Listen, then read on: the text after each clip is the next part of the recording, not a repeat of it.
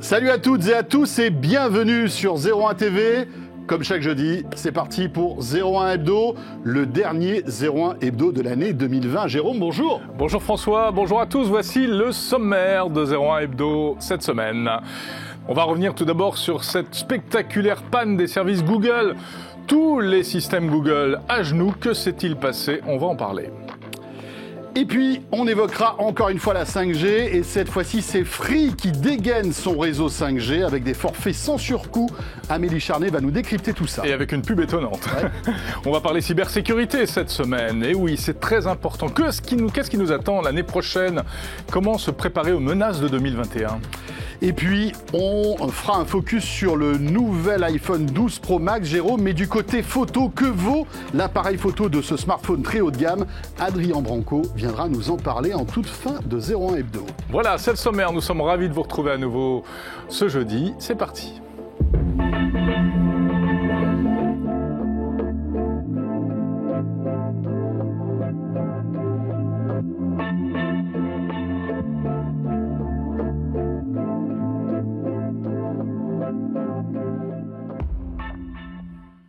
Alors là, on a le retour du générique de 01 Hebdo en quadriphonie. On se croira en boîte de nuit.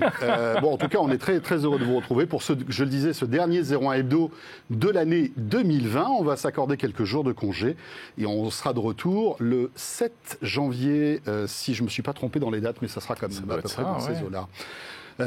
Voilà, et puis bien sûr, on vous souhaite de très bonnes fêtes de fin d'année et tout ce qui va avec, et la prudence aussi de mise, hein, Jérôme. Absolument, c'est une année et une fin d'année très particulière, évidemment. Voilà, donc restez chez vous, profitez-en pour revoir toutes les vidéos de 01 TV que vous n'avez pas eu le temps de voir regarder cette année. Exactement, on va commencer par notre question 01 Hebdo Orange. Vous le savez, on vous questionne toutes les semaines dans 01 Hebdo sur l'actualité liée à la tech, et la semaine dernière, par exemple, on a fait une émission spéciale, vous savez, cadeau de Noël, cadeau de Noël, et on vous interrogeait là-dessus, justement. Qu'attendez-vous du Papa Noël high-tech pour cette année? Eh bien, ce sont les consoles qui sont arrivées en tête, François, oui, sans grande surprise, évidemment, puisque c'est une année particulière avec 2 nouvelles consoles, on en a largement parlé. Mais les smartphones tiennent bon la rampe, c'est pas très étonnant non plus. Et ensuite, vous le voyez, c'est l'audio et la télé dans l'ordre. Ouais, c'est quand même assez... bon, alors évidemment, à part les consoles qui dominent, c'est relativement bien équilibré. Ah ouais. Notre question de cette semaine, on va revenir sur quelque chose d'un petit peu moins sexy, hein, la grosse panne Google qui a impacté tous les usagers des services Google. Alors, notre question, eh bien, elle est toute simple. Avez-vous été touché, affecté par cette panne Google? On a déjà une première tendance, tiens. Donc, pour l'instant, c'est oui. C'est intéressant. Cela dit, on est très nombreux à utiliser les services Google. Et là, comme tous les services étaient impactés, forcément, statistiquement, on a été nombreux à se rendre compte qu'il y avait quelque chose qui n'allait pas. N'hésitez pas à voter. Hein. Voilà, on en parle tout de suite en détail. C'est l'actu de la semaine.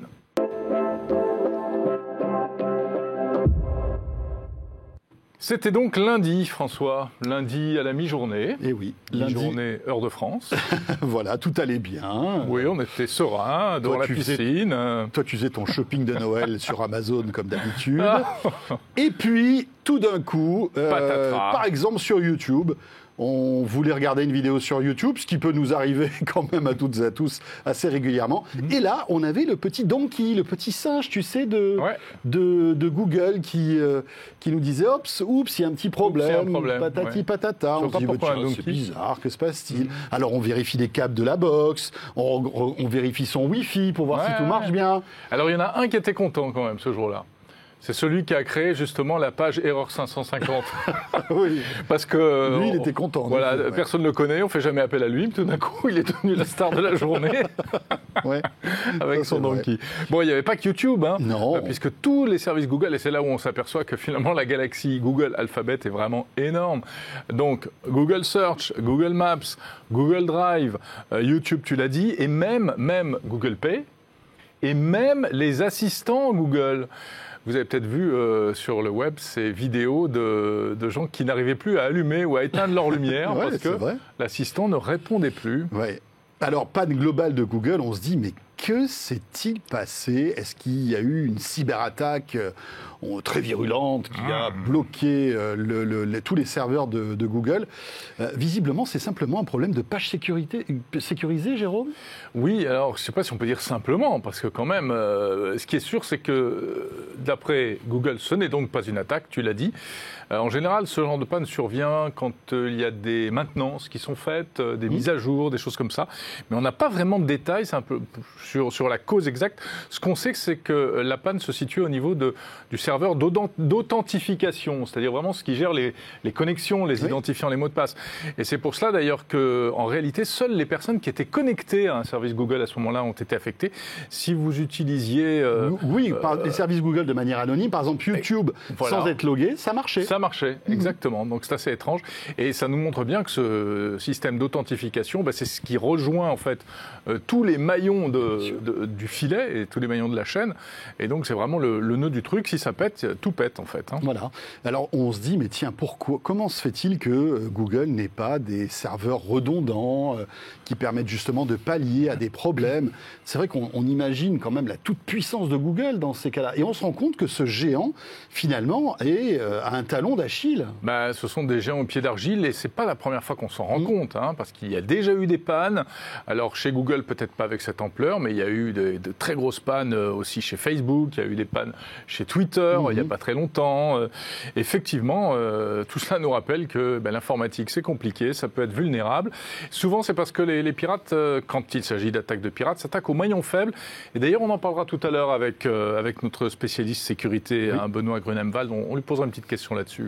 Exactement. Alors voilà, pour cette panne Google, on enchaîne tout de suite avec l'autre grosse actu de cette semaine. Elle est française cette fois-ci. C'est la 5G, Jérôme, et c'est Free qui a dégainé en fait ses forfaits et son réseau cette semaine. On l'attendait puisque Free a laissé passer devant tous ses concurrents, SFR, Orange, Bouygues, pour se réserver un effet de surprise, et ils ont plutôt bien ménagé leur effet, avec d'abord le fait d'arriver après les autres et surtout avec cette pub incroyable. Cette vidéo de Xavier Niel, vidéo virale par excellence, petite vidéo très courte, où Xavier Niel reprend les codes des vidéos complotistes qu'on peut voir ici et là sur Internet, pour raconter absolument n'importe quoi sur la 5G. Voilà, c'est ça. Alors voilà, la 5G ne fonctionne pas si on a des tongs. C'est l'effet Weber. Maintenant, tout le monde connaît l'effet Weber. Tout à fait. Alors ça a été savamment orchestré, comme souvent avec Free. On a eu des petites vidéos qui sont apparues le week-end dernier sur le compte Twitter de Free. Et puis mardi, voilà, communiqué de presse. Il n'y a pas eu de conférence, il n'y a pas eu d'interview. Communiqué de presse qui annonce que Free couvre désormais quasiment 40% de la population en 5G, Jérôme, alors que les autres opérateurs sont bien loin de ce chiffre-là. Bon, alors, pour en être sûr et pour tout comprendre, je te propose qu'on se réfère à notre spécialiste. Ben oui, c'est Princesse 5G qui est avec nous. Princesse 5G, êtes-vous là? Bonjour Amélie Charnet. Bonjour, vous m'entendez bien? On t'entend parfaitement, Amélie. Merci d'être avec nous. Alors voilà, Free Mobile dégaine son réseau 5G. Qu'en pense notre spécialiste, Amélie? Alors en fait, ça a été précédé par des mois et des mois de dénigrement de ses rivaux qui disaient attention, Free va lancer de la fausse 5G. Donc tout le monde s'est attendu à ce que ce soit vraiment un lancement un petit peu artificiel et qu'il lance la 5G uniquement avec des bandes autrefois 4G et qu'on voit pas du tout la différence en termes de débit. Donc les 700 MHz. Oui, voilà. Donc, en gros, on a deux bandes de fréquence 5G aujourd'hui qui sont beaucoup utilisées. On a ce qu'on appelle la bande cœur, qui est le 3,5 GHz. C'est cette bande-là qui a été attribuée aux enchères et c'est elle qui permet d'avoir du débit et de faire vraiment la différence avec la 4G. Et les opérateurs ont en plus le droit de prendre une ancienne bande 4G, de la mettre en 5G. Donc, Free a choisi le 700 MHz, les autres le 2,1 GHz, mais ça n'apporte pas grand-chose comme différence par rapport à la 4G. Donc tout le monde a dit ah là là attention, Free va faire que avec du 700 MHz, on verra pas la différence. Et en fait c'est faux. Donc certes, il a beaucoup déployé sur le 700 mais aussi sur le 3,5 GHz et c'est même l'opérateur qui a le plus déployé après Orange dans cette bande cœur de la 5G. Donc c'est quand même une surprise et on peut dire que les autres opérateurs ont été assez hypocrites parce que maintenant ils sont en train de faire la même chose que Free. Ils déploient aussi de la 5G sur d'anciennes bandes 4G qui n'apportent pas grand-chose. Mais on savait déjà un petit peu que finalement ils attendaient le coup de démarrage, quoi, en se disant s'il y en a un qui ose le faire, nous on le fera aussi parce que ça arrange tout le monde. Oui, alors soi-disant qu'ils font ça parce que Free l'a fait. Sauf que ça fait 1 an qu'ils avaient préparé leurs antennes. Donc en fait, à terme, tout le monde va faire la même chose, c'est-à-dire avoir plusieurs bandes sur la 5G. Il y en a une qui permet d'avoir une bonne couverture mais peu de débit, et l'autre qui permet d'avoir une moins bonne couverture et beaucoup de débit. Donc au final, dans quelques mois, au cours de l'année prochaine, on aura à peu près des choses qui vont devenir équivalentes. Donc Amélie, si on a bien compris, finalement, il y a 2 5G de Free qui ont été lancés là. La vraie 5G qui a 3 giga 5, donc qui permet donc des débits qui peuvent atteindre le gigabit par seconde si on n'est pas loin, etc. Et puis, non pas une fausse 5G, mais une 5G, on va dire, qui est moins différenciante que la première, parce qu'elle est sur la bande des 700 MHz, c'est ça, hein ? C'est tout à fait ça. Et alors, ce qu'on attend avec impatience, c'est au cours de l'année prochaine, en 2021, le moment où les opérateurs vont réussir à agréger les 2 bandes de fréquences qu'ils auront en 5G. C'est là vraiment que ça va sensiblement améliorer l'expérience. Mais pour ça, il faudra à la fois avoir un smartphone qui sera compatible pour supporter 2 bandes de fréquences 5G et que le réseau de l'opérateur soit prêt. Donc, ça va être encore 2 nouvelles conditions à réunir, mais c'est là vraiment qu'on verra la différence. C'est ça, c'est donc cette agrégation qui est déjà possible en 4G depuis pas mal d'années. Hein. On prend plusieurs fréquences pour augmenter les débits. On pourra faire la même chose en 5G, mais c'est intéressant ce que tu dis. Ça veut dire que tous les smartphones 5G qui sont sur le marché ne sont pas forcément compatibles avec cette agrégation de fréquences ? Aujourd'hui, il n'y en a pas en fait sur le marché. Ils ne sont pas encore sortis. Ils vont commencer à sortir en 2021. Et j'ajouterais aujourd'hui, quand on fait un test de débit en 5G, on peut avoir de moins bons résultats qu'en 4G parce qu'on a un smartphone bas de gamme. Il faut vraiment faire hyper attention. C'est-à-dire que si vous achetez un smartphone 5G à 200-300 euros, je sais même pas, il faudrait demander à Nicolas si ça existe à ce prix-là, mais en tout cas en entrée de gamme, vous allez avoir un smartphone qui ne va pas supporter une belle expérience 5G, quel que soit le réseau de l'opérateur. Donc il va y avoir des différences énormes suivant le terminal que vous utilisez. Mais c'est étonnant, j'ai l'impression qu'on en découvre toutes les semaines à propos de la 5G. Exactement. Et tout ce qu'on a vécu à l'arrivée de la 4G, on est en train de le revivre avec cette nouvelle technologie. Exactement. Et sur le positionnement de Free, on peut penser qu'ils avaient aussi intérêt à ce que ça se passe vraiment bien cette année d'un point de vue technique, parce que par rapport au lancement de la 4G, où ils étaient ça avait été un peu brinque-ballant quand même, la 4G de Free à l'époque.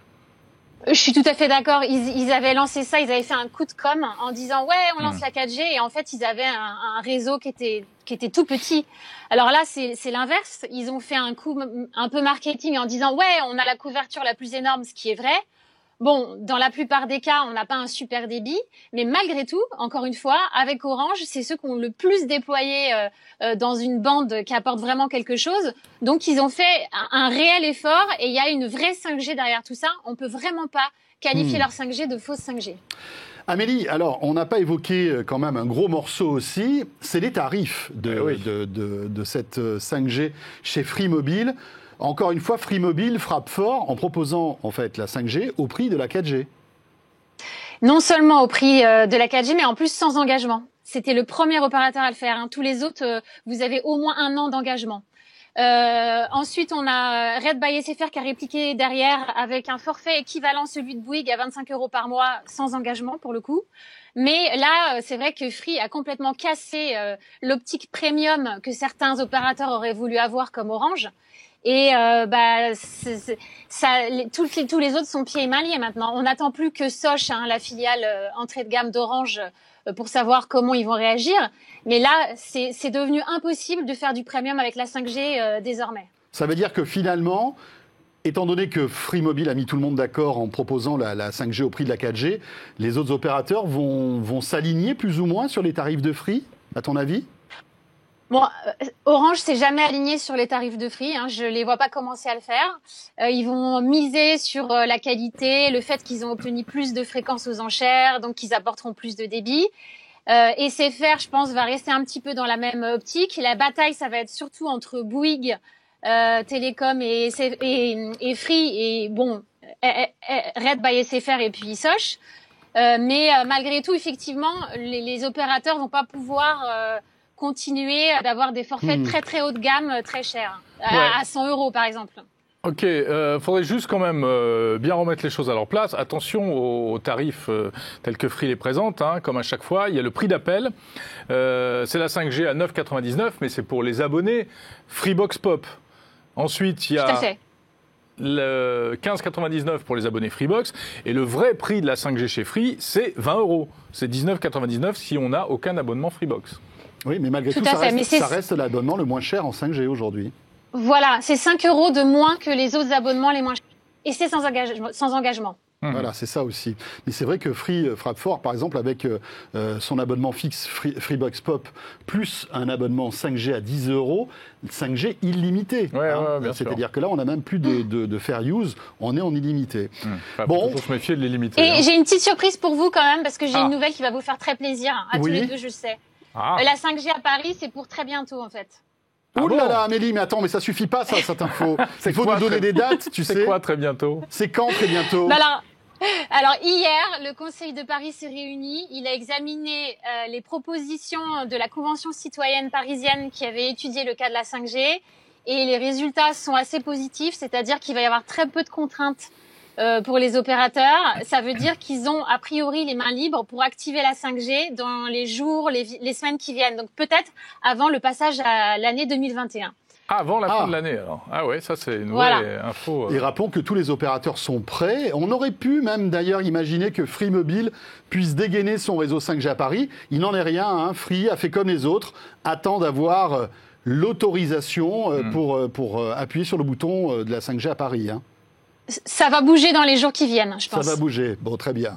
Et si la princesse 5G nous dit ça, mesdames, messieurs, c'est qu'il y a forcément anguille sous roche, comme on dit. Et c'est plutôt une bonne nouvelle. Ouais. Merci beaucoup, Amélie. Merci, Amélie.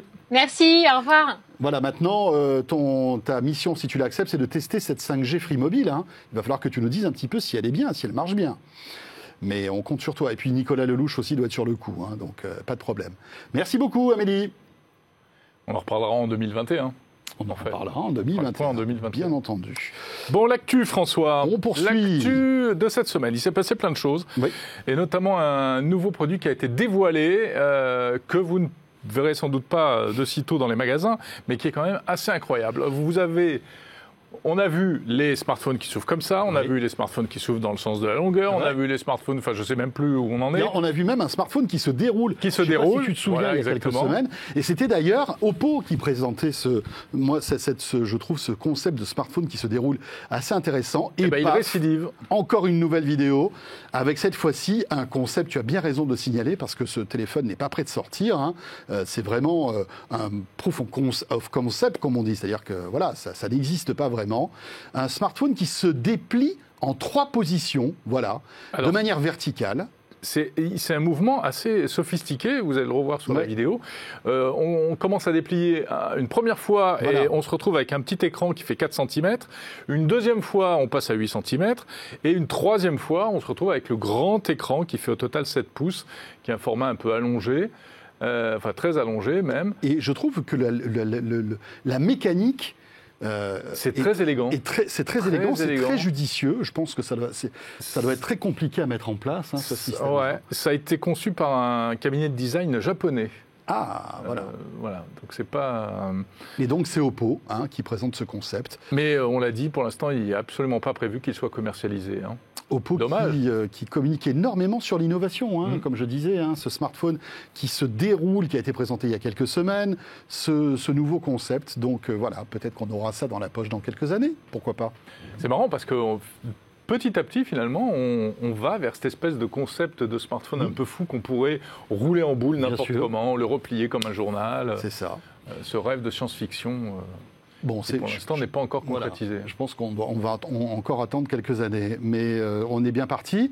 L'autre actu de cette semaine, alors ça, c'est pas un concept, c'est quelque chose de concret. Ça avait été assez spectaculaire quand ça a été dévoilé. Oui, même si technologiquement, ça l'est beaucoup moins, puisque en fait, on est en train de vous montrer le Microsoft Surface Duo, qui est un smartphone d'un nouveau genre, qui n'a pas en fait un écran pliable. Ce sont deux écrans qui sont mais vraiment juxtaposés, Jérôme. Hein. Oui, bord à bord, avec une charnière au milieu.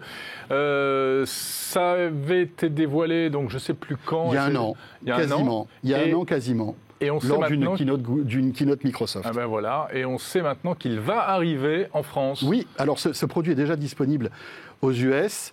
D'ailleurs, pour la petite anecdote, les médias américains... Il n'a pas eu très très bonne presse. Hein. Voilà, l'ont pris en main et... Les retours ne sont pas très très bons. N'ont pas beaucoup apprécié. Et malgré tout cela, Microsoft a annoncé que ce Microsoft Duo devrait sortir en France début d'année 2021. Voilà, donc on verra ça. Je crois qu'on n'a pas de prix pour l'instant, mais en tout cas, c'est un produit assez innovant. Ça va être très très cher. Je crois qu'on est dans les 1400 €, quelque chose comme ça. Hein. Donc, attention.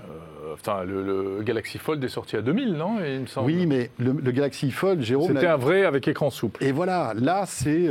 en fait, ce sont deux écrans que tu rabats. Quoi. Ça ressemble au concept de LG qu'on avait vu à Barcelone. Et puis rappelons que c'est un produit Microsoft qui... tourne sous Android, hein. C'est ça qui est rigolo aussi. Il n'y a pas de Windows là-dessous, hein. C'est l'Android. Bon, enfin, il se passe des choses encore finalement dans les smartphones. On n'a peut-être pas encore tout inventé. Et il y a encore des choses nouvelles qui arrivent. Et à mon avis, c'est pas terminé. On va avoir encore d'autres surprises dans les mois qui viennent. Et l'actu, Jérôme, alors peut-être un petit peu plus près de nous. Chaque année, là, on est prêt, hein, d'habitude. On a préparé notre valise, je voulais te demander, on est prêt à prendre l'avion, etc. Tu t'es accrédité pour le CES de Las Vegas ? Alors, je me suis accrédité pour le CES, non pas de Las Vegas, Jérôme. Pour le CES de Paris ? Oui, le CES via Zoom. Eh oui, moi aussi, je me suis accrédité pour le CES qui, cette année, sera entièrement en digital, comme ils disent, entièrement en ligne. Voilà, Gary Shapiro, le grand prêtre du CES, l'a annoncé cette semaine à l'occasion d'une conférence, d'une visioconférence, édition totalement dématérialisée. Donc on ne sait pas trop à quoi ça va ressembler. La promesse est plutôt intéressante. Ça veut dire que déjà, ils vont essayer de maintenir le CES. Donc on va avoir ce grand déballage de nouveautés technologiques. Et on pourra visiter des stands virtuels, assister à des démonstrations. Cela dit, est-ce que c'est vraiment une mauvaise nouvelle ? On va économiser un peu de fatigue, d'énergie. On va économiser... on n'aura pas le dépaysement de Las Vegas, mais... Non, mais alors, moi sincèrement, je trouve vraiment... très dommage de ne pas être au CES de Las Vegas comme chaque année parce que ça fait partie aussi de notre travail de parcourir un peu le monde pour vous faire découvrir les nouveautés avant tout le monde. Et c'est vrai que là, alors même si on ne sait pas trop ce que ça va donner ce CES de Las Vegas, mais je pense que ça sera quand même moins excitant que le fait de rencontrer, on toucher les produits, les voir en vrai, de rencontrer humainement les concepteurs, etc. Donc évidemment. Voilà, moi j'ai cette frustration. C'est vrai que depuis des années avec Jérôme, on vous emmène au CES de Las Vegas chaque année. On fait des émissions en direct avec toute la ferveur, tout l'enthousiasme que ça peut nous apporter. Cette année, on sera à Paris. On va sans doute faire une émission spéciale CES, mais qui sera ici, dans notre studio. Mais franchement, on n'a pas trop de visibilité. On ne sait même pas trop à quoi ça va ressembler, ce CES. Alors, ce sera en visio, mais n'espérez pas forcément y aller virtuellement, parce que ce ne sera pas ouvert à tout le monde. Non. Ce sera réservé aux professionnels et aux journalistes, comme un vrai CES, en fait. Voilà. Et tout ce qu'on peut souhaiter, c'est que ce ne soit qu'une parenthèse et qu'on puisse, évidemment, peut-être se retrouver en 2022 à Las Vegas ou ailleurs pour vous faire vivre la tech, on va dire, au plus près de là où elle est fabriquée, où elle est montrée. Eh oui, c'est déjà prévu. Ils annoncent que le 2022 se tiendra bien en réel à Las Vegas. Espérons-le, prions pour que ce soit le cas. Bon, voilà pour l'actu, Jérôme. On va maintenant parler... on va rester en 2021. Voilà. On avance un petit peu... On est déjà dans le futur, nous, si vous voulez. Voilà, on avance un petit peu la la 5G, le CES, C'est ça. Pour nous intéresser, en fait, aux grandes tendances de cybersécurité de l'année 2021. Et c'est avec notre invité qui nous rejoint tout de suite.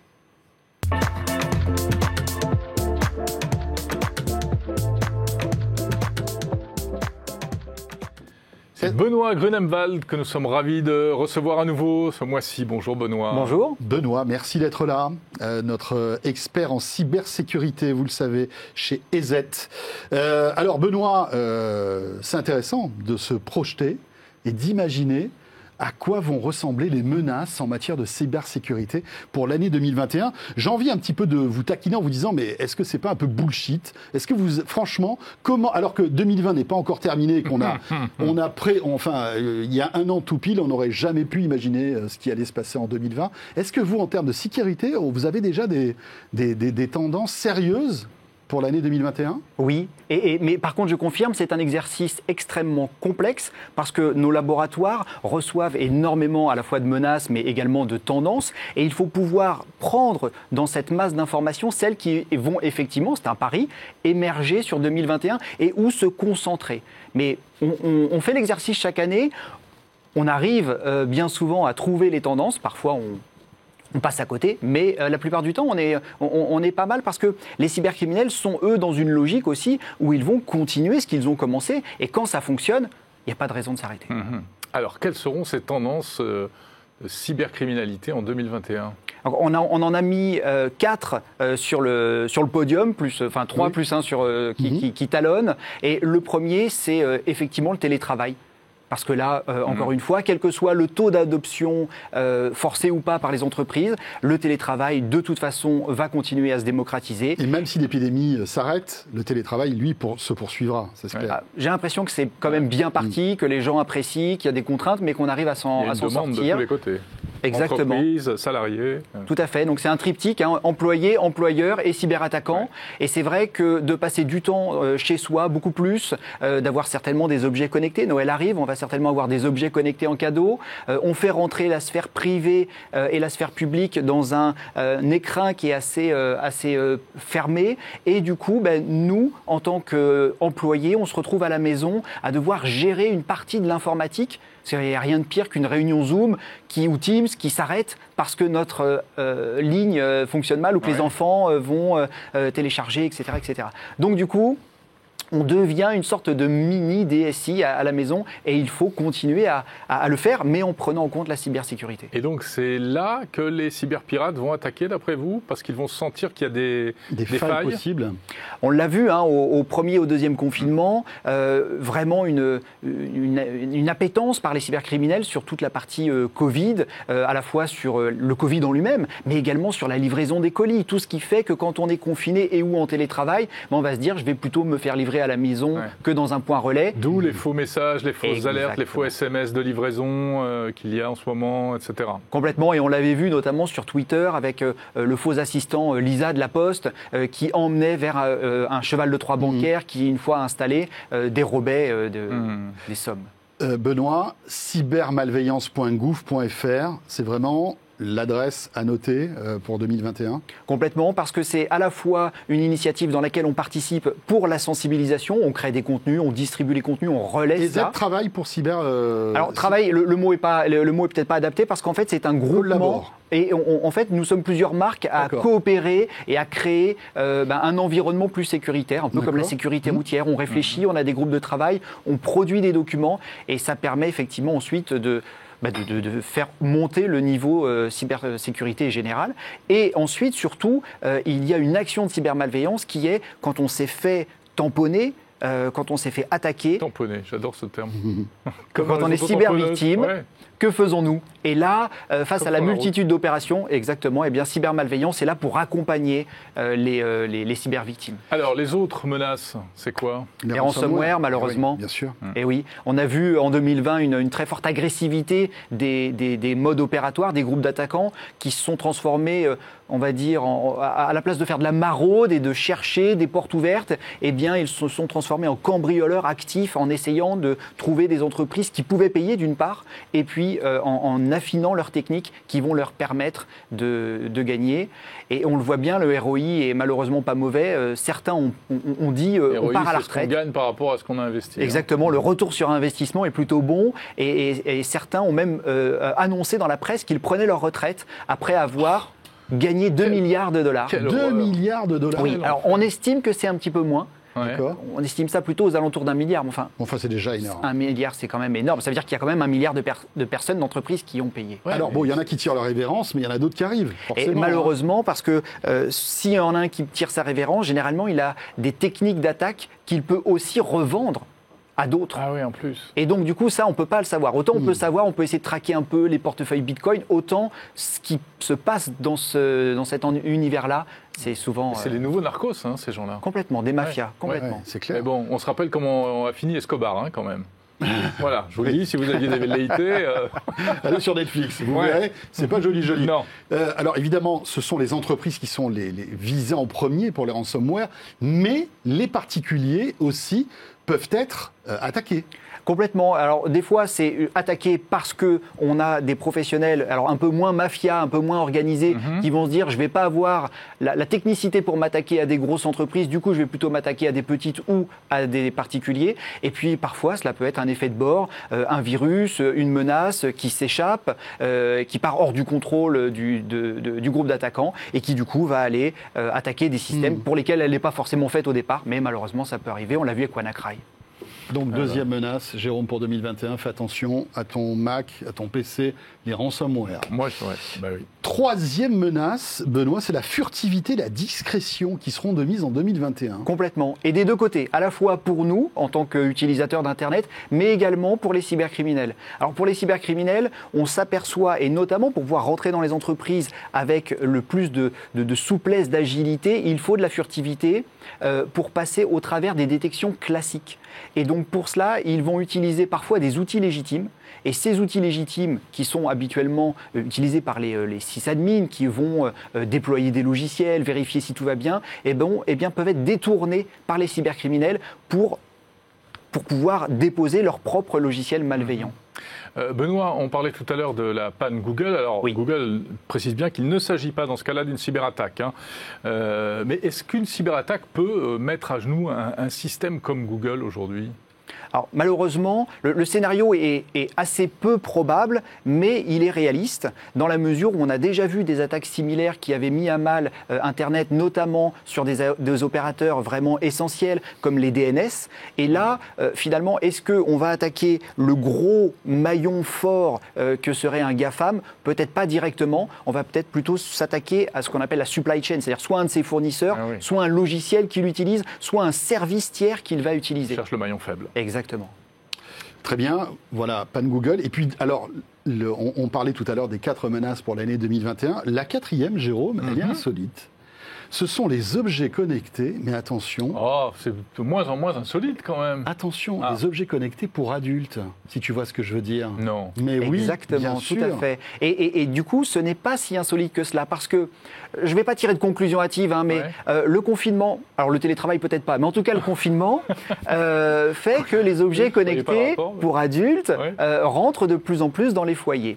Et sur ces jouets connectés pour adultes. Donc les jouets sexuels. Les sextoys en anglais. Les sextoys, voilà. Comme ça, au moins, c'est clair, on sait de quoi on parle. Oui, c'est pas les grosses voitures. On a parlé d'objets connectés la dernière fois. Et la Tesla, ça peut être un objet connecté pour adultes. C'est un objet connecté pour adultes. Qui procure aussi énormément de plaisir. On est d'accord. Donc celui-ci. Il y a une plus grosse batterie sur la Exact. Oui, s'il y a plus d'autonomie. Donc celui-ci est beaucoup plus proche de nous, intime. On va dire, intime. Et c'est là où effectivement on va se retrouver avec des fabricants qui, comme pour une voiture connectée, vont avoir des failles. Parce que ces objets sont de plus en plus connectés. Complètement. Alors on va avoir à la fois, pourquoi pas, des caméras, parce qu'avec le confinement, on peut tout à fait avoir des relations à distance qui s'établissent. On peut avoir des robots. On peut avoir tout un tas de connexions, et notamment sur des sites Internet. Donc où on peut faire piloter le sextoy à distance par des personnes qui pourraient regarder, par exemple. Waouh. Et donc, malheureusement, on est sur une frontière qui est très, très, très ténue entre les données personnelles et les données intimes. Et là, on comprend encore plus qu'il faut se protéger et protéger l'accès à ces données. Et c'est là où, effectivement, il va falloir, quand on passe à l'acte d'achat, eh bien, merci de préciser, Benoît. être vigilant sur les permissions que l'on va accorder à l'objet connecté ou à l'application sur son smartphone. Il ne faut pas être trop permissif. Et il ne faut pas être trop permissif. Quand on crée un compte aussi, on avait également évoqué le credential stuffing sur Spotify. Donc, si vous utilisez le même login et le même mot de passe sur Spotify que sur votre plateforme d'objets connectés. Bon, bah, du coup, il y a quand même des relations qui peuvent être faites. On peut accéder à des informations auxquelles on devrait encore moins que les emails. Et on imagine avec les caméras, etc. Là, on revient un petit peu au rançon, etc. Complètement. Enfin, voilà. Peut-être ne pas acheter des produits trop bas de gamme, trop... Alors, je ne sais pas si le prix est vraiment un facteur de qualité. On est plus sur une philosophie de cybersécurité. Quand je développe, j'intègre la cybersécurité dans le Est-ce qu'il vaut mieux acheter produit. des sextoys français que des sextoys chinois? Je n'ai pas fait de comparatif moi-même, mais c'est une bonne question. Je pense que je vais faire ça pendant les week-ends, pendant les vacances. En revanche, vous nous dites qu'il vaut mieux choisir la connexion Bluetooth que le Wi-Fi, à choisir. Alors, à choisir, il vaut mieux choisir effectivement le Bluetooth qui est beaucoup moins étendu en termes de portée, sauf si par exemple on se promène avec l'objet connecté dans un lieu public, et donc là on a des risques effectivement, pourquoi pas que quelqu'un prenne contrôle sur l'objet connecté. Et Je vais vérifier ta sacoche, Jérôme, tout à l'heure. Hein. Et le Wi-Fi, lui effectivement a une portée beaucoup plus étendue, et des objets connectés qui ne sont pas forcément pour adultes, pourraient également interroger et ou discuter avec cet objet connecté-là. Ah ben dis donc. Benoît, merci. 2021 va être sympa. Hein. Ouais. Déjà qu'on a bien rigolé en 2020. Oui. Heureusement, une touche de bonne humeur pour 2021. Oui, voilà, tout à fait. très Tout bien. à fait. Merci beaucoup, Benoît. Merci Toujours à un vous. plaisir de vous recevoir dans ce 01 Hebdo. Et rappelons que vous êtes expert en cybersécurité chez EZ, donc, qui est un éditeur de logiciels de sécurité gratuit, mais aussi payant. Merci beaucoup. Bon, Jérôme, parenthèse refermée, c'est la dernière de l'année. Hein, donc, On peut se lâcher un peu, oui. voilà, On n'a pas parlé des Père Noël connectés, ni tout des... petit peu. Adrien Branco nous rejoint dans un instant et on va parler des capacités photo du top de l'iPhone de l'année 2020. C'est l'iPhone 12 Pro Max.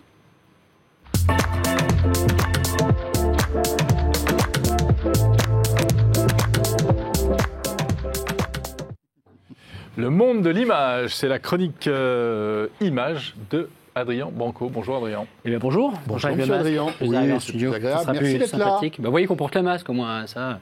Ah oui, tous les on porte le déplacements masque. dans les studios, ça va. Bon, alors tu es Je vais notre commencer expert par un photo. truc super chiant. Je vais expliquer les différences entre les différents iPhones, parce qu'il y a 4 iPhone 12 Oui. et il y a 3 partitions photos différentes. Ah bah. C'est pas très clair. Alors, il y a l'iPhone mini et l'iPhone 12 mini et l'iPhone 12 partagent la même partition photo, c'est-à-dire un ultra grand angle équivalent 13 mm et un grand angle, le module principal, 26 mm. Ok ? On passe ensuite sur les pros. Ils sont similaires ou pas les pros ? Non. Et bien pour la première fois depuis très longtemps dans la gamme des iPhones, ils ne sont pas similaires. Ils ne sont pas similaires. Alors, l'iPhone 12 Pro classique, lui, il a la partition des iPhone 11 précédents, iPhone 11 Pro. Il a toujours l'ultra grand angle 13 mm, il a toujours le module caméra 26 mm, et il a le téléobjectif qu'on connaît depuis l'iPhone 10, iPhone 10R, iPhone 11 Pro, le 52 mm. Celui que j'ai testé, c'est l'iPhone 12 Pro Max, et lui, il est différent sur Celui que tu as là. deux modules caméra. Voilà, il y a 2 modules caméra qui sont différents. On va conserver un grand angle 26 mm, mais le capteur est plus grand, 47% de surface en plus, avec la même définition d'image. Et pour la première fois de l'histoire des smartphones, c'est un capteur stabilisé mécaniquement. J'y reviendrai après. Et ensuite, il y a bien sûr un téléobjectif pour faire des portraits, mais ce n'est plus un 52 mm comme c'était le cas des 3 générations précédentes, c'est un 65 mm. Qu'est-ce que ça veut dire en gros ? Ça veut dire qu'on a 20% de puissance de grandissement supérieure, ou puissance de zoom. Ça va donc permettre de renforcer ce qu'on appelle la compression des perspectives en optique. Donc ça va renforcer un peu le caractère, la mise en avant des portraits, parce que c'est un téléobjectif à portrait. Donc iPhone 12 mini et iPhone 12. Même combat. Une doublette 13-26, un iPhone 12 13-26-52 classique des iPhone 11 sur le Pro, et sur le Pro Max, le capteur stabilisé, toujours la même focale, mais des photosites, des photodiodes plus grandes, donc il va capter plus de lumière. Est-ce que ça permet de faire des photos de meilleure qualité en basse lumière ? Oui. Après le test, oui. On en voit qu'il y a un grain, un bruit numérique inférieur. On voit qu'il y a plus de précision d'image, c'est toujours assez lissé, mais c'est quand même un peu plus précis, donc il y a un vrai bénéfice là-dedans. Et il y a un vrai bénéfice au niveau des portraits sur le téléobjectif. Voilà. Alors, la question qui tue, Adrien, mais tu as bien fait de nous expliquer les différences. Oui. Est-ce que l'iPhone 12 Pro Max est le meilleur smartphone pour faire des photos actuellement? Ah oui et non. Ok. Je savais que j'allais t'énerver avec cette question. Alors, si vous êtes utilisateur d'Apple, vous êtes fan d'Apple, par exemple, on regardera quelque part sur le studio. Bon, il n'y a pas de souci, il est mieux que la génération précédente. Il y a un gain. Par rapport au 11 Pro Max. Par rapport au 11 Pro. Là, on le compare au 11 Pro Max, on est d'accord. Hein. C'est supérieur en termes de niveau de détail. Pourquoi? Parce que simplement, il y a plus de surface et il est... Alors, la quantisation entre les couleurs, la capacité d'évaluer les gradients entre les couleurs et le niveau de bruit numérique, je ne sais pas si on voit bien là. Vous voyez, l'isolation des sujets est un peu meilleure. Elle l'est parce que le capteur, même en grand angle, il a une profondeur de champ un tout petit peu réduite. Ça donne un peu plus de punch au cliché. Le bleuet de France, qui est quand même des sympathies militaires que vous connaissez. Tes fleurs préférées. Mes fleurs préférées, la vue de mon balcon. Voilà, alors là on est sur un niveau de bruit numérique, c'est du jamais vu chez les iPhones. On a effectivement ici un bien meilleur niveau de détail. Les briques qu'on voit en bas à droite, c'est l'une des premières fois où je les vois avec autant de détails. Mais notre productrice préférée qui est en régie, qui s'est prêtée au jeu, voilà, qui fait un très bon sujet sur plusieurs smartphones. Qui est très photogénique. Oui, elle prend très bien la lumière. Non, c'est pas le meilleur smartphone en photo. Mais juste une parenthèse, j'aime bien voir Laure, quand elle nous le dit pas, il faut se dépêcher. C'est vrai que là, elle est figée. C'est une pique gratuite, c'est moche, mais comme elle peut pas répondre, c'est assez marrant. Non, mais je suis sûr que ça doit la faire rigoler. C'est le meilleur des iPhones et c'est sans doute, bien évidemment, l'un des plus équilibrés en termes de photographie. C'est-à-dire, vous avez l'habitude d'un iPhone, vous voulez pas vous prendre la tête. L'autofocus est renforcé là-dessus par rapport, j'en ai beaucoup discuté avec Pierre Fontaine, qui a testé les mini et les classiques. Ouais. Effectivement, on voit une différence dans les basses lumière, c'est-à-dire qu'il est constant. Et en fait, l'adage d'Oscar Wilde sur de l'importance d'être constant, l'iPhone 12 Pro Max est un smartphone constant. Il n'a pas vraiment de faiblesse. C'est-à-dire qu'il est mauvais absolument nulle part, il vous accompagnera partout. J'ai trouvé qu'il y avait quand même quelques petites dérives des couleurs quand même. L'iPhone, ça fait des années qu'on le sait pour la constance des couleurs. Oui, les couleurs sont toujours constantes d'un module à l'autre. Par contre, il y a quelques ratés. Alors j'étais en 14.2. Il y a iOS 14.3, je pense qu'ils vont peut-être régler quelques problèmes de côté un petit peu HDR, un petit peu pas naturel. J'ai une question là-dessus. Oui. Et exagéré, saturé. Par contre, est-ce que c'est le meilleur ultra grand angle? Non. Est-ce que c'est le meilleur en basse lumière? Non. A-t-il le meilleur téléobjectif? Oui et non. Pour moi, alors en basse lumière, clairement, le Pixel, les P40 Pro roulent absolument sur tous les modules caméra. Donc pour toi, Adrien Branco, spécialiste de la photo depuis 1937, à peu près, 48, pardon. Le Mate 40 Pro.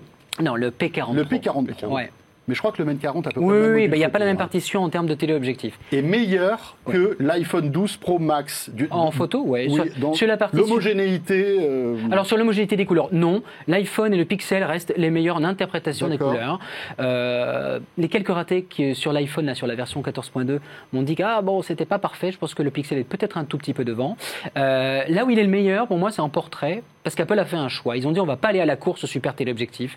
Donc ça peut pas remplacer un compact ou un bridge de voyage, de vacances. Par contre, pour les portraits, vous voyez, ça marche très bien. Vraiment, c'est le meilleur iPhone pour les portraits. Il y en a rarement qui ont été aussi définis. Il y a une grosse différence entre le 11 Pro Max et le 12 Pro Max. Là, je m'adresse à tous ceux qui ont acheté le téléphone l'année dernière. Si vous l'avez acheté en tant que smartphone, non. Si vous l'avez acheté vraiment en tant qu'appareil photo principal, j'ai un budget, j'adore les téléphones, j'adore les iPhones, j'adore la photo. Mais la photo, c'est super important pour moi. Là, il faut prendre le Pro Max, notamment pour les basses lumières et pour le lidar qui va vraiment vous aider en basse lumière, photo de rue à Paris, sous un pont. Là, c'est beaucoup plus snappy. Par contre, en performance pure, en niveau de détail, en puissance de zoom, le P40 Pro roule dessus. C'est incroyable, Huawei, c'est dingue comme ça. Et pourquoi? Eh bien, parce que je vais vous parler des choix d'Apple. Là-dedans, on a 3 modules caméra avec 3 capteurs de 12 mégapixels, avec les limites que ça a. Regardez les Samsung, regardez les Oppo, regardez les Huawei, le nombre de mégapixels qu'ils mettent. Eux, ils restent sur 12, 108, 40 et 50 selon les différentes versions des modules principaux au module grand angle. Apple fait un peu un choix conservateur, le choix Google, le choix américain. On connaît ces technologies, on va les améliorer par itération et on va faire confiance à notre processeur. Là-dedans, la force, c'est le NPU, c'est-à-dire le processeur neuronal, c'est la puissance brute de la puce à l'intérieur. Apple fait ici le choix vraiment du logiciel. Sauf qu'on l'a vu depuis plusieurs générations, c'est pour ça que par bien des égards, les terminaux Android sont supérieurs dans certains domaines, eh bien le matériel, la physique a toujours lieu. Non, le computing n'a pas tué la puissance de zoom, n'a pas tué la R&D en nombre de lentilles, n'a pas tué la R&D en taille de capteur. Et il est simple. Dedans, nous avons le capteur le plus grand de l'histoire des iPhones, qui est 30% ou 40% inférieur au plus grand des capteurs de Huawei. Il ne permet pas de faire l'échantillonnage qui est capable de faire un capteur 40 ou 50 mégapixels. Non, ça ne produit pas des bonnes images de 40-50. Par contre, le fait d'avoir sur l'œil de monsieur ici 4 valeurs de couleurs pour n'en faire qu'une, eh bien cet échantillonnage supplémentaire de couleurs va permettre d'avoir un niveau de détail supplémentaire à la fois en luminance et en chrominance. Je crois que tu avais beaucoup aimé le Pixel 5 qui est sorti il y a quelques temps de cela. Alors j'avais beaucoup aimé le Pixel 4A. Ah, d'accord. Voilà, le Pixel 4A est à mon avis un des meilleurs rapports qualité-prix pour... Encore voilà, j'y connais rien. Ouais. Ah oui, c'est 350 €. Oh, mais j'y connais rien, j'aime les smartphones, ouais, j'aime bien Google, je veux faire de jolies photos de mes enfants, mon chat, ma vie. Super. On a les algos de Google qui sont très bons, on a un terminal qui est pas très cher, c'est top. Non, le 5, que je suis en train de tester actuellement, me déçoit beaucoup. C'est vrai ? Mais oui, les couleurs sont toujours bonnes. Hein. Il y a plein de tes confrères dans le groupe d'A01 qui sont pas de ton avis, c'est ça ? Non, je l'aime pas du tout. Je l'aime pas du tout parce qu'il y a un temps de traitement de l'image qui fait pas honneur à Google. On attend Google qui est censé montrer la voie et tout ça, une certaine instantanéité. On a d'abord peu de choix. Hein. On a peu de choix. Il y a 2 modules caméra. On achète un terminal à 700 € avec 2 modules caméra. Il y a un certain conservatisme dans certains domaines. Et voilà. Est-ce qu'on peut dire un mot de la vidéo ou... Oui, c'est sans doute l'un des meilleurs smartphones en vidéo. Ah, voilà. Tout simplement. Moi, comme ça, c'est clair. J'avais juste une petite question concernant... Mais de par l'écosystème logiciel, en ultra grand angle, Huawei produit de bien meilleures vidéos. Mais par contre, derrière, les logiciels, la façon de se brancher directement sur les modules caméra que permettent des applications comme Filmic Pro, la stabilité du flux, le type d'encodage, tout ça fait que dans BFM Paris, ici, je crois BFM Lyon aussi, si je ne dis pas de bêtises, travaille avec des iPhones et regardez, et ils produisent du broadcast. Donc, c'est solide, hein. Oui. Juste une question. Donc, iOS 14.3 est arrivé et propose une innovation. Le Pro-RAW. Voilà, le Pro-RAW. Ouais. Alors, le mode RAW qui est un mode... Alors, qu'est-ce que c'est un fichier RAW d'abord ? On va peut-être expliquer aux non-photographes ici. Bon, déjà, ça taille un bras en termes de poids. Ah ouais, alors déjà, les clichés font 20 et quelques mégapixels. Bon, il y a un défaut, on va parler d'abord du défaut normalement, votre appareil photo, vous pouvez shooter en JPEG ou en RAW, ça veut dire quoi ? On peut récupérer un gros fichier qui est de signal brut. Donc quand vous regardez dans votre logiciel, c'est pas si beau que ça, parce qu'il n'y a pas les améliorations de constructeurs photo ou de smartphone. Par contre, on va pouvoir récupérer ces détails dans les ombres, on va pouvoir corriger des aberrations chromatiques, on va pouvoir faire beaucoup plus de choses. Typiquement, vous êtes photographe, vous shootez en RAW, vous développez, vous donnez votre vision de l'image, vous êtes le clampin lambda, vous êtes monsieur, madame, tout le monde, vous êtes en vacances, vous prenez des photos et vous laissez l'appareil interpréter les couleurs et faire le travail. Le Pro RAW, pourquoi il a fallu tant de temps à Apple à donner du RAW ? Parce que le RAW, on le voit dans l'iPhone depuis des années grâce à des logiciels comme Halid qui profitent des API d'Apple pour pouvoir se brancher sur le module caméra et récupérer le signal. Mais Apple, ça leur allait pas. Et le Pro RAW, c'est quoi ? C'est 2 choses. La première, c'est les informations brutes et c'est tout le computing qu'il y a autour. C'est-à-dire qu'ils ont réussi à conjuguer les 2 informations de telle manière que dans le fichier, vous avez à la fois la reconnaissance de visage, les améliorations, tout ça, qui sont mis dans une partie du fichier, et les informations de couleur, chrominance et luminance dans une autre partie, et vous allez pouvoir développer ça sous Lightroom. J'ai essayé. Camera Raw le prend en charge car ce sont des fichiers DNG. Pour l'heure, moi, je n'en vois pas encore le bénéfice, à moins d'être photographe et de vouloir avoir vraiment la main sur la récupération des ombres et des basses lumières. Il reste à voir ce que vont faire les éditeurs logiciels de toutes les informations supplémentaires apportées par Apple. Est-ce qu'Apple, avec ça, n'est pas en train d'essayer d'en faire véritablement un produit pro ils ne l'ont pas appelé pro pour rien, mais... Oui, qui s'adresse peut-être à des usages plus professionnels. En photographie professionnelle, si on prenons des cas, c'est quoi un professionnel de photographie ? C'est quelqu'un qui vide sa photographie. Donc ça fait quoi ? Un photographe d'architecture ? Non, il va préférer ses gros boîtiers, il a des clients architectes. Ça va être un reporter ? Si ça tombe, on casse tout. C'est-à-dire, je perds à la fois mon moyen de communication. Bon. À quoi ça sert ? À mon avis, ça sert à aller un pas plus loin dans la qualité photo parce qu'ils font le choix, une fois de plus, c'est le même choix dont je vous ai parlé.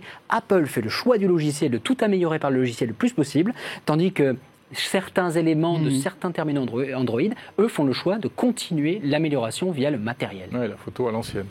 Rappelons qu'on est à 1600. Alors la version que m'a prêtée Apple là pour le test, c'est le haut de gamme en 512 Go, ça coûte 1600 €. Voilà. Ouais, qu'est-ce qu'on a pour 1600 € en termes de photos aujourd'hui ? Vous pouvez avoir, alors encore en plein, on commence à avoir des boîtiers plein format. Ce que je vous recommanderais, 1600 €, allez, un Fujifilm X-T4 avec un 35 mm f2. Avec un 23 équivalent 35 mm f2. Voilà, c'est un Et là, on est dans une autre galaxie par rapport à ça.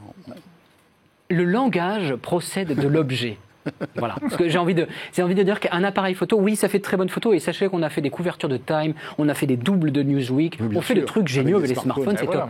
Mais regardez les clichés, regardez leur impact. Regardez l'impact de l'image en tant qu'amateur de photographie. Vous allez voir qu'on a parfois l'impression que l'intensité mise par le photographe dans la photo, eh bien, elle est un petit peu limitée par le fait que ça soit un smartphone, c'est un truc à tout faire, où je vais avoir Instagram.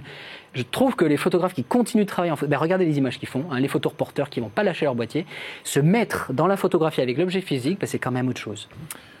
C'est comme regarder un film devant sa télé ou aller au cinéma, finalement. C'est à peu près la même chose, sauf que... Peut-être, oui, parce qu'on peut avoir des expériences incroyables à la maison, mais c'est une expérience au cinéma. Merci beaucoup, Adrien. Merci, Adrien Branco. Tiens, passe-le-moi, juste Non. 2 secondes. Non. Tu sais que j'ai jamais Le vu... contrat de prêt est à mon nom et Monsieur Sorel, vous êtes témoin, là je vous prends en témoin, donc s'il le fait tomber, Apple France, c'est pas ma responsabilité. Non, mais j'ai jamais eu en main encore le 12 Pro Max. Non, je sais pas si toi tu mais on peut en parler juste 2 secondes, c'est pour moi un de ses défauts. Mais c'est une arme, hein. Ouais, et là, je voulais apporter sans la coque, il est fatigant à utiliser sur le long terme. Voilà. Et ça, c'est un peu le biais de tous les terminaux de haut de gamme. Une tranche chromée, là, c'est... Oh là, c'est un mastodonte. Hein. C'est un peu je trouve qu'il est plus épais que le 11 Pro Max. Sachez qu'en vidéo, ce poids supplémentaire fait que ça pèse sur les bras et que c'est plutôt positif parce que ça l'alourdit. Pour les plans, c'est assez agréable. Exactement. En photo, à longueur de journée, appuyé, j'ai trouvé ça un peu lourd. Vivement qu'Apple réussisse à faire baisser la taille des composants pour le mettre dans la version mini. Merci beaucoup, Adrien, pour toutes ces précisions. Avec plaisir. Comme toujours passionnant de t'écouter. Merci. Et puis en plus, Adrien est le seul chroniqueur photo qui cite Oscar Wilde. Il faut remarquer. En plus. Voilà. Merci. On termine, Jérôme, avec notre question 01 Hebdo Orange de cette semaine. Absolument. Depuis tout à l'heure, on vous questionne justement sur cette panne Google qu'on évoquait dans l'actu tout à l'heure. Et alors, regardez.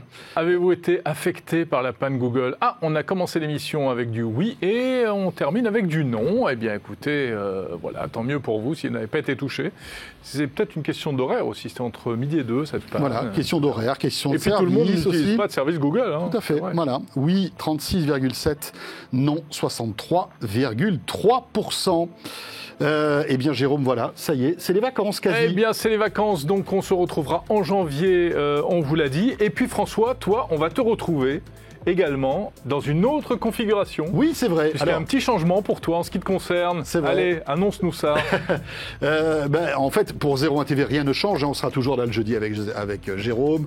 Il y aura toujours 01 Hebdo, toutes les émissions habituelles que vous retrouvez sur 01 TV. Mais j'aurai le plaisir, à partir du 4 janvier, à vous retrouver aussi sur BFM Business, Jérôme. Ouais. Et je dans l'émission. prends en fait les manettes d'une émission que j'aime beaucoup, je sais que tu aimes beaucoup aussi, qui s'appelle Tech & Co, qui se déroule donc tous les soirs du lundi au jeudi de 20h à 22h. C'est en direct, bien sûr, et ça traitera de toute l'actualité de la tech. Et voilà, donc je suis très heureux de vous retrouver aussi sur BFM Business, tous les soirs en live, à la télé, donc sur BFM Business Télé, sur le net, mais aussi à la radio, puisque BFM Business est aussi une radio. Exactement. Écoute, c'est super. Je te souhaite plein de bonnes choses, François, pour cette expérience. Si tu es sage, je passerai te voir. Oh, mais attends, mais tu sais quoi, ça, c'est quelque chose dont je rêve, c'est que tu viennes dans Tech & Co et que tu sois à mes côtés. Mais on va y arriver, on va le faire. Voilà, portez-vous bien, passez de très bonnes fêtes de Noël, de réveillon de jour de l'an, etc. Et puis on se retrouve l'année prochaine. À 2021, salut à tous. Salut à tous.